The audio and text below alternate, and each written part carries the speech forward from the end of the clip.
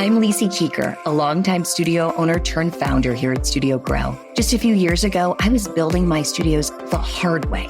So I didn't have the team, the budget, or most importantly, the time. Now, if you speed up to today, I sold my wildly profitable studios in the mid 7 figures while serving my community in ways I could have only dreamed. Now I work with thousands of boutique fitness studio owners in over 40 countries, and I am so blessed to share some of the best tested strategies for our industry every single week. I created this podcast so you'd always have clear, actionable processes, tried and tested advice, and just some good old-fashioned inspiration. So you can take steps to grow your studio and turn it into a powerhouse empire just like I did. If you're a studio owner who's ready to impact your community and see major growth in the process, or you're prepping to become one, then you're in the right place. So let's kick this off, shall we?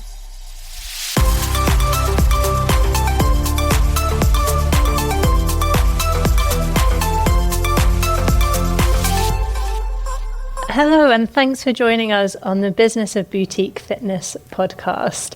I'm Heather, CMO of the Bespoke Marketing Division at Studio Grow, and I'm joined here by Alina. Hi, welcome, Alina. Thank you, Heather. It's great to be here today with you.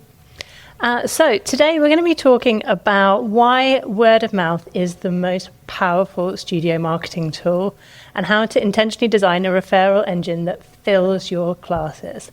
Let's get everybody talking about you. So how are we going to do that? And Heather, this is one of my absolute favorite topics, and because it really is a game changer for studios. And here's the big thing. Referrals aren't a nice to have. Mm-hmm. They are a must have. And when they're done right, they can be your number one driver of new leads coming into your business. And we're going to come on to how good those leads are, I'm sure, as we go. Yeah, that's right. At Studio Grow, we're seeing that studios that have a strong referral strategy often see a 2 to 3 times higher retention rates and lower acquisition costs than those who don't. So it's a really fundamental part of your business. Absolutely. And I think there's a number of reasons for that as well. And a big thing is trust. 92% of consumers trust recommendations from people they know over any other form of advertising, which makes sense. We've all been there. And when a client brings in a friend, that friend is already pre-sold to a degree. They already know a little bit about the business. They know that their friend likes it. They know that their friend trusts that business. So they know what to expect. They've perhaps heard about the vibe of the studio or a particular instructor. And they're much more likely to stay and join. And also there's an element of peer pressure there as well. Yeah, absolutely. Because the vibe of the studio is such a personal thing. I mean, deciding the studio that's going to be your home, that you're going to enjoy being in the most. And that's where like a recommendation from a friend is really helpful in assessing that before people join. So it makes referrals really, really powerful. The other thing is as well that with referrals, the referrer has often done a huge amount of the work for you before that person even becomes a lead. So whether that be a kind of chat over dinner, call on the phone, say, oh, you must check out that studio. I've been really enjoying going to it. That often the person will maybe have a few objections. They might say, oh, I'm not sure. Oh, I'm not bendy enough to go to that yoga studio yet. Their friend will reassure them, right? Their friend will do a lot of work for you. Oh, no, it's fine. You'll love it. I know that you will. And so what that means is that those leads are much, much more likely to convert when they come from being referred than they are who just kind of cold off an advertising campaign, for example. So really good quality leads that we're seeing coming via referrals. Yeah, and from your experience, Heather, because obviously you've been doing this for a long time, both with boutique and big box, so you've got varied experience in the market. Yeah. What do you see that makes a referral program really work? Yeah, I'd say number one thing, keep it simple, right? You don't need to overcomplicate things partly because when you're offering a really great service, particularly within boutique fitness where people leave feeling great, the endorphins are high, you don't need to overcomplicate the referrals. You're just trying to make it as easy as possible for people who've had a great experience to tell their friends about it and hopefully get rewarded for it in some way. So really recommend just having one clear action. So typically, for example, bring a friend, you get a class for free. Or refer a friend and you'll get a certain amount of credit or discount on your membership. I'd avoid anything that's too complicated. So no like collecting of points. I'd recommend against having to refer too many people before you get any kind of reward. I think referring one person is enough, and you could potentially kind of build up the rewards should that person refer more people. But I'd keep it pretty simple. People know what they need to do and make it very easy for them to refer. Yeah, I 100% agree. And I think it's also really important to make sure you reward both parties so it feels good on both sides. Yeah. So yes, give the referrer a thank you, a credit, whatever that may be. But also, why not give the new member a small win as well? And, that could be as simple as a free class if they bought a class pack, or something additional, a value add for their memberships, or even a small welcome gift, some branded merch, etc. So they're out there actually marketing your business for you. Yeah. And I think one of the other things that we often see where referrals don't work as well is when they're not as visible as they should be. So I think when you're asking for a referral and when you're running a referral campaign, it needs to be in your face. It needs to be everywhere, whether that's in your booking app through to post-class announcements, email campaigns, social media, even a sign at your front desk. And as you've mentioned already, making it so simple for them to give you that information. Don't ask them 20 questions about their friend. Just the opportunity of this and this. And keeping that simple will increase it. And we see that the more fields that you add and the more complexity, the percentage of likelihood of them referring someone decreases. Yeah. And one thing for me that I push really hard with all the studios I work with and within my own businesses as well is focusing on that peak end rule. So when someone's at the highest point of their journey, which they've just finished their first class, they're buzzing, they're with their friend, why not ask them there and then, whether that be the instructor or even, the front of house staff as well. Because when they're at that highest point in their journey, they're going to be buzzing. They're going to want to tell everyone. So why not make the most of that? Yeah, absolutely. I think timing's so important there. Absolutely, totally agree with that. Other kind of pro tip I would recommend is try and make it as easy as possible to share a referral link. So one click, whether that takes them to a page where they can add their details, whether it opens an email to be able to send them, make that as simple as possible so that when your members are sharing the information, whether that be via email, whether it be via their WhatsApp group or SMS, very simple link. If possible, and you can track it, so much the better, that you can see how many referral links are actually being shared and sent. And that's a great way of seeing whether that kind of word of mouth is working for you. So I want to get into a little bit more on the specifics here, Alina, of that kind of referral messaging. As with any type of marketing campaign, we see the best performing campaigns here are the ones that have got a limited time offer. They're not things that are always on. So just like when we're having studio opening offers and we have a particular time that maybe the kind of best offers are going to run out, it's the same with referrals. So you're going to want to kind of mix up the messaging a bit. So for example, this month, if you bring a friend with you, you get X, or refer anybody in this month and you'll get $50 credit. You want to create a sense of urgency rather than just, at some point in the future, it'd be nice if you brought your friend. Focus on particular times. And there you may want to get kind of more generous during your quieter times. So say, for example, if summer is a time for your studio that's usually quite quiet, you know that you have got excess capacity in class and that you're trying to fill, that it's not going to be at the detriment of anybody else wanting to come if you have referrers bringing people along for free classes. Maybe that's a time when you want to get a bit more generous with offering a class for free if somebody comes along. So think about the timing of it and what offers are going to work for different people at different times. And I think as well there, don't be afraid to really add value and make sure that referral is of value to your audience. So that comes down to firstly understanding your clients. Are they financially driven? Are they more value-based, as we've talked about before?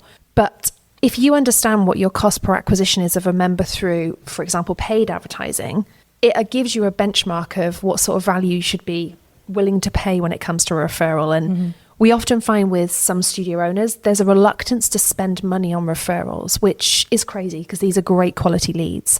And actually, when you understand what that cost per acquisition is, you can then really think creatively about what your market would like and what would incentivize them, or perhaps just acts as a thank you for that referral. And I think there's other things you can do here as well. And you can get really creative with your referral ideas. You know, one of my personal favorites is like a golden guest pass. It makes people feel really special. And I've seen them done on premium looking cards where the client, this is handed to the existing client and they get to go and gift that to a friend, especially at key times. You could be like a share the love campaign at Valentine's, you can decide how cheesy you want to go with it. But it feels really special and really personal if you're handed a card. And one thing that I've seen done really well is when the card isn't just a generic printed card from the printers, it's actually got a gap where you can write the referrer and the referee's name in. Yeah. So I can write your name in already and say, hey, Heather, we'd love to gift you 3 golden guest passes. Yep. And they've already got your name written on. So it just shows that you've taken that time, you know that client. And, we talk about this a lot at Studio Grow, but the importance of using someone's name, it's another chance to drop that in. Or things like what I've seen work really well as well is like Sweat with Your Squad Week, where you actually encourage your friends, your family to come down. And it's really that camaraderie, that piece. And again, it adds into that referrals and the trust element. And one thing we know, and all the stats indicate, is that if you train with a friend, you're more likely to succeed, see better results, and stay longer. What about for you, Heather? So I've liked seeing some kind of more the kind of creative ideas. So what I've seen work well in some places is these kind of top referrer challenges. Now, this works well with a particular type of person. And when I'm kind of thinking about these top referrer challenges, I think back to this one particular lady who was one of my earliest studios opening, who was so excited that we were going to launch in her area. She came to meet with us before we'd even opened. She was the kind of person who she was important in her local community and she wanted to be the first person to know about everything, and she was lovely and she knew everybody, and we knew, okay, we need to get in with this lady. She referred so many people to us because that was her personality style. Like, not everybody's going to be like this, but she saw it as her mission to be the top referrer and wanting to kind of have that title. So that's something that may well work. You can have that kind of monthly top referrer challenges where you're giving people shout outs.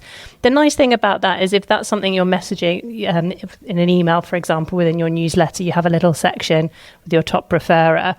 What it does is, as well as rewarding that person who's referred, it also is just that little reminder for everybody who's reading that newsletter of like, oh yeah, if I refer, I'll get this discount or I'll get this credit. It puts that idea in their head. So that can work really well.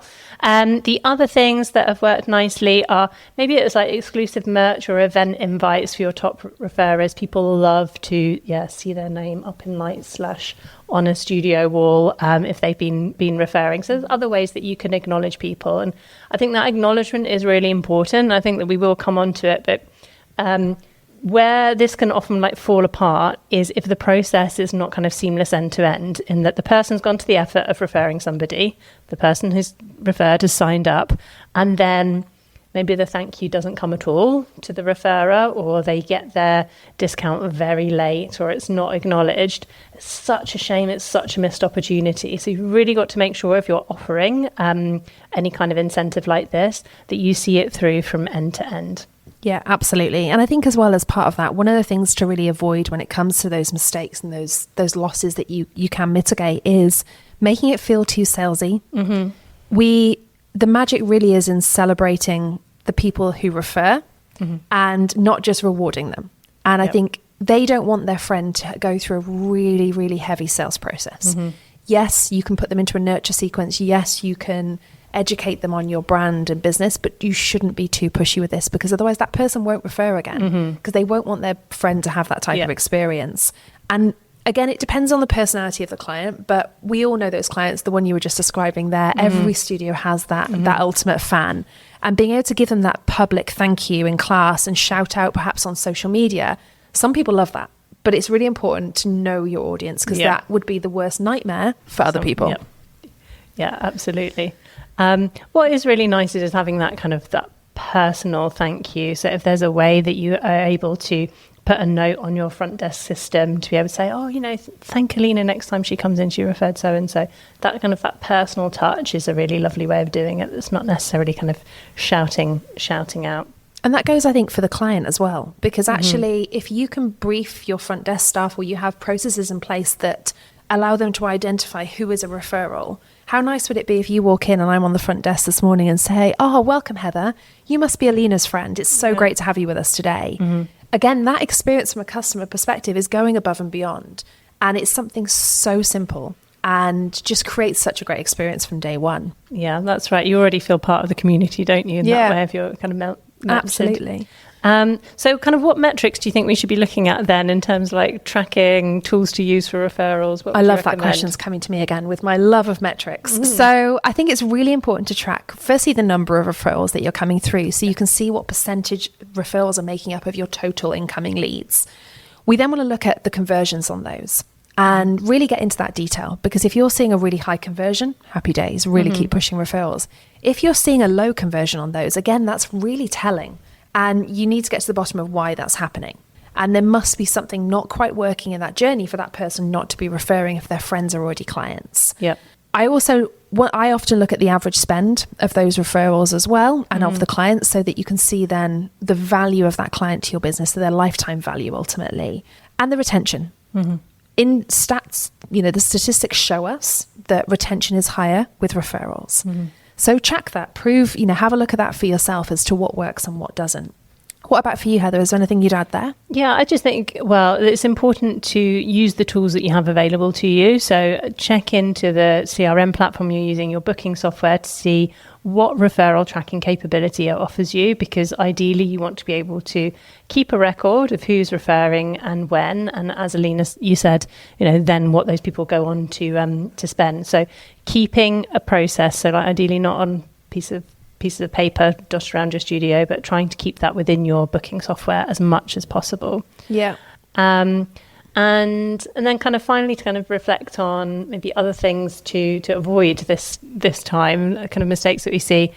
So just to recap, like if you're not tracking it properly and you haven't got it in your booking system, it makes it very difficult to follow through properly and to be able to kind of reward people as you've promised them. So big mistake, as you mentioned, not following through on those rewards, or having inconsistent messaging. Oh, so-and-so got this for referring and I got something else. We want to avoid that. Let's try and make it as clear as possible what we want to be people doing for their referrals. Yeah, absolutely. And I think with all of this, it's really important that you integrate this into your whole client journey. It's not just about having this as a separate campaign. This is part of your wider marketing strategy and also part of your communication strategy with your clients. So think about when you're going to ask for those referrals, perhaps at key milestones, and also think about how you can automate some of these processes as well. It doesn't all have to be manual labor. Yeah.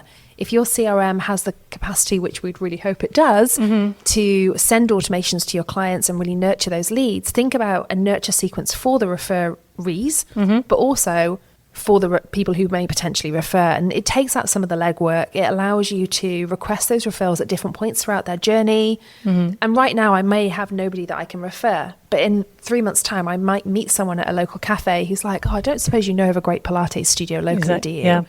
And if that's at the forefront of my mind about referring, and I've just had an email or I've just had a text come through about that, or I've seen a social post, it just prompts me and gives me that reminder ultimately. Yeah, makes sense. So I think to recap, really, from my perspective, it's really about keeping it simple. It's making it visible and making it emotionally rewarding for both sides. Yeah, that makes sense. And so if you're a studio owner listening to this and thinking, I really should be doing more with my referrals, I challenge you to do the following. Pick a time period that it makes sense for your business to really have a focus on referrals. Mark that out in the calendar, potentially a 2-week, month-long period. Have a defined offer that you're going to be focusing on.